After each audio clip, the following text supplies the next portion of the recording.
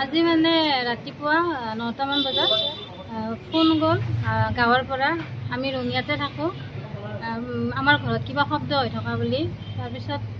phone যোৱাৰ পিছত মই আৰু হাজবেণ্ডক ফোন কৰি ক'লোঁ আমাৰ ঘৰত বোলে কিবা শব্দ হৈ আছে যাব লাগিছিল তাৰপিছত আৰু আহিল হাজবেণ্ডো আহি আছিল ডিউটিৰ পৰা তাৰপিছত এনেকৈ গ'লোঁ একেলগে যাই কিনে হাতেলতে ঘৰৰ ভিতৰতে ধৰিলোঁ আমাৰ ওচৰৰে শংকৰ দাস আৰু ছাপোৰ্ট কৰে তেওঁৰ ঘৈণীয়েক ভাৰতী দাস আমাৰ বুলি নহয় গাঁওখনত পৰিয়ে আছে প্ৰায়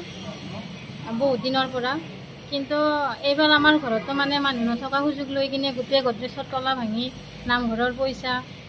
গড্ৰেজৰ লকাৰ গোটেই আৰু বাচন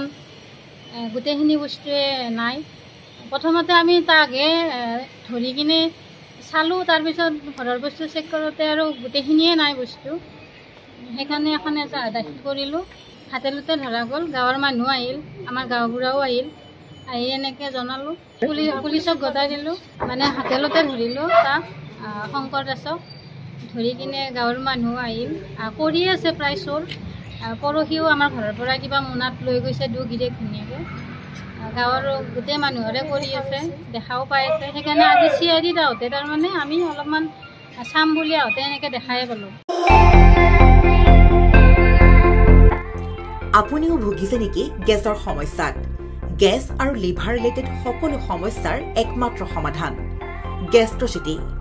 বডজম এচিডিটি ফেটি লিভাৰ পাইলছকে আদি কৰি ভিন্ন গেছৰ সমস্যাৰ সমাধানৰ বাবে কেৱল আপোনাৰ কাষত গেষ্ট্ৰচিটি